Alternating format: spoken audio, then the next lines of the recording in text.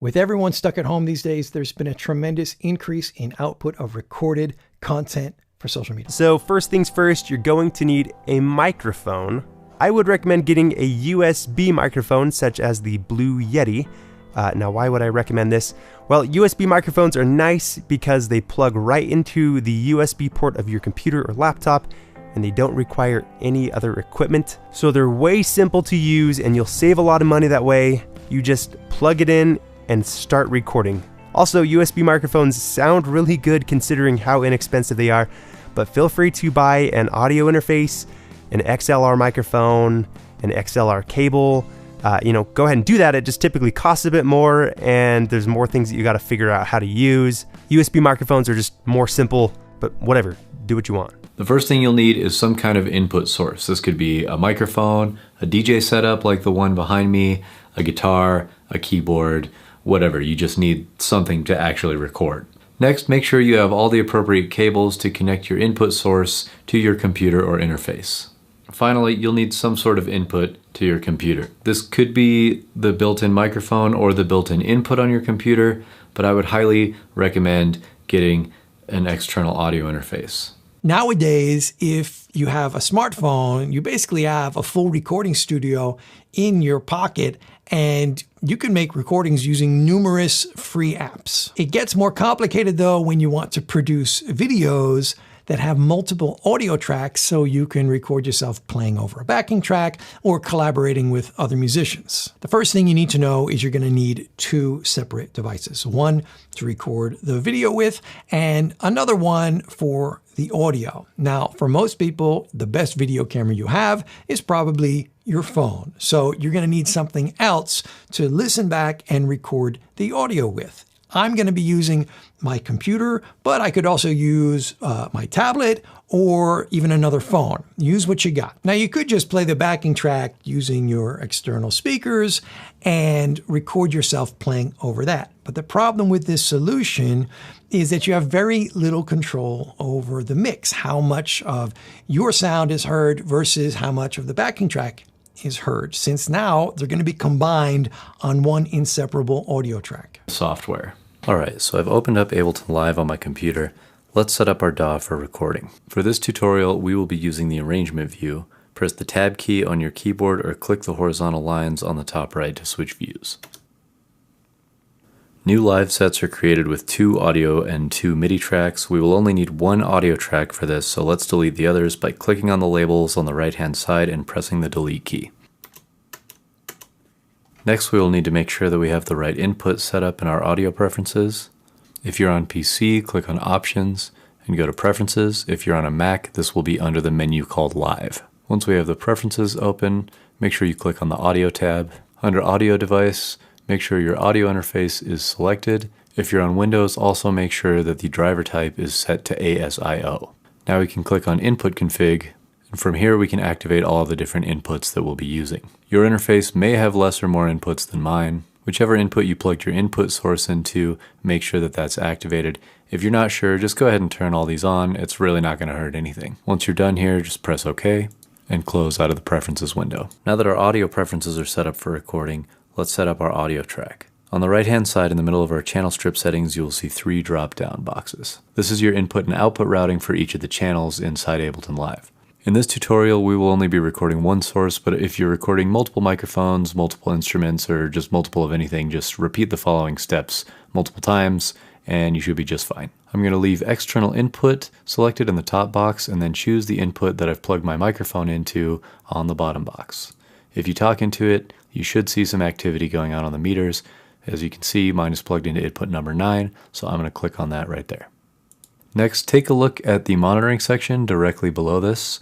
By default, this is set to off. The monitoring section allows you to listen to whatever you're recording through the software. If this is set to off, the software is expecting you to be listening through your interface or mixing board. If your interface does not have direct monitoring, set this to auto and it will allow you to monitor your input. I'm going to leave this set to off since I'm monitoring through my interface. This setup will be different for everyone, so if you're not sure what to do here, refer to the manual for your interface. But if you want to be able to hear effects such as reverbs, compressors, delays, any of that, then you're going to have to monitor through the software, which means that you'll have to have this set to auto. Second, you'll need a microphone stand, and you can just go on Amazon and spend $20 or go to a yard sale. You don't need to spend a whole lot of money on a microphone stand. Maybe down the road, get a nice expensive one, but for now, get a cheap one. It'll serve your purposes just fine. So to do this right, we're going to need some headphones because we want our audio to be completely separate from the backing track. We're also going to need two different apps, one for editing the video and another one for editing the audio. Now, I use Logic and Final Cut on my Mac. Those are professional programs that cost hundreds of dollars. If you have a Mac, you can use GarageBand and iMovie, both of which are free. But really, any basic audio editing and video editing software is going to get the job done for us here, and there are plenty of free ones available. The majority of the flute sound comes from this point. However, the sound from here can lack body and be overly breathy. By aiming the mic more toward the center of the instrument, we can capture a fuller, warmer sound. Experiment with aiming between these 2 points to find the ideal balance for the style and player you're recording. Like its cousin, the saxophone, the clarinet uses a single reed that vibrates against the mouthpiece as the player blows to excite the column of air inside. Also like the sax, miking the bell of the instrument tells only a part of the story, since a significant amount of the sound also comes from the holes open along the body of the instrument as the player plays. For this reason, miking the bell of the instrument is not the best option. Instead, we have an AT4040 cardioid condenser placed 10 inches away, aimed at the bottom of the right hand.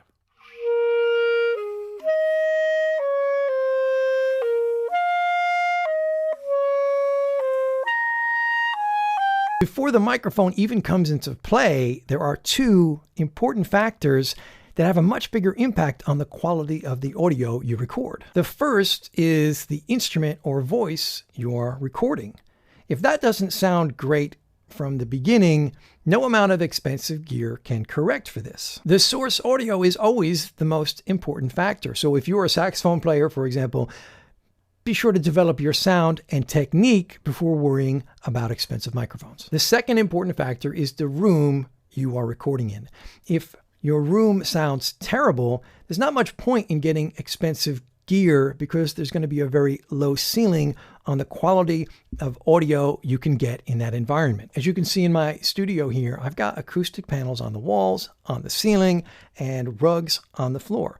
Without those things, the sound in here would be terrible. There would be tons of unwanted reflections against all the walls. There would be certain frequencies that just kept ringing forever and others that you would hardly hear. Now that our audio preferences are set up for recording, let's set up our audio track. On the right-hand side in the middle of our channel strip settings, you will see 3 drop-down boxes. This is your input and output routing for each of the channels inside Ableton Live.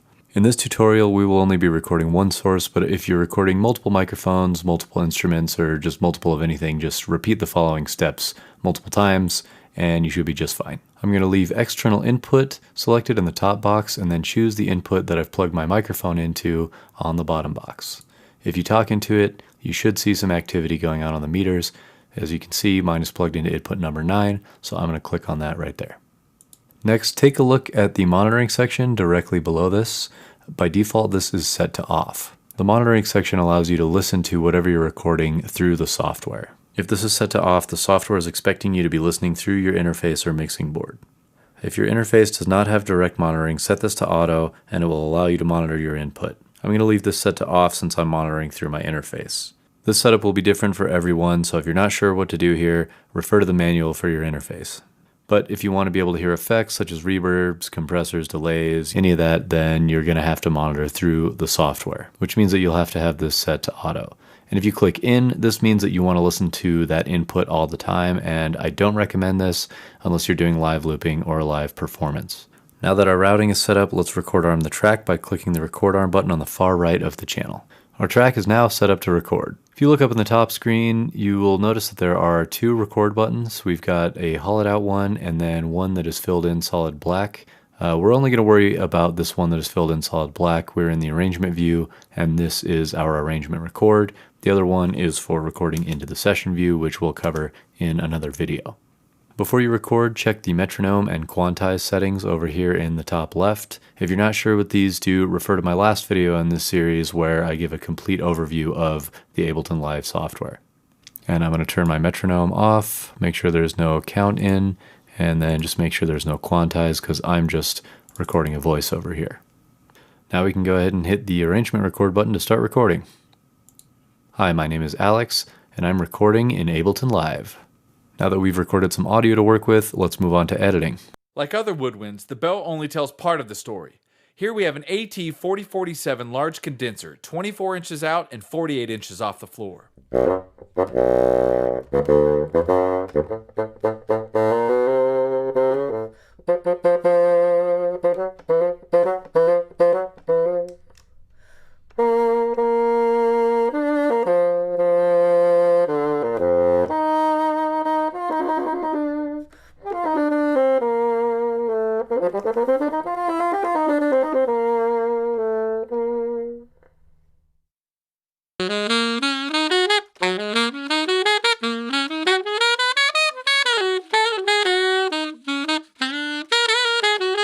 Now we have to sync our audio and video together in the video editing software. So first we will export the audio file and get our video file off of the camera. Here's another time-saving tip. Create a new folder on your computer that contains all of the media for the project. You definitely want everything to be in the same place. In our DAW, we have a project with 2 audio tracks now.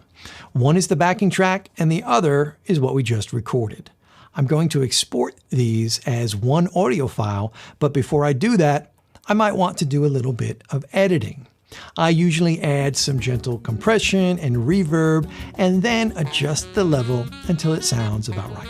I do a lot of these recordings and save time by applying the same saved settings to my audio tracks. Once you get your saxophone sound the way you want it, save those settings so next time you can spend more time focusing on the music and less on being a recording engineer. Now in the video editor, I'm going to combine the exported audio track with the video I recorded.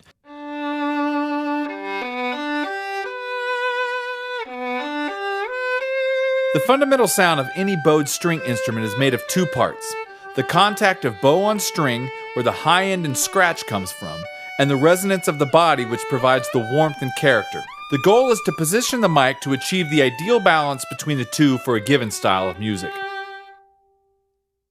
On the violin, we have an AE 5100 cardioid condenser about 3 feet away to capture a defined yet full warm sound of a solo violin.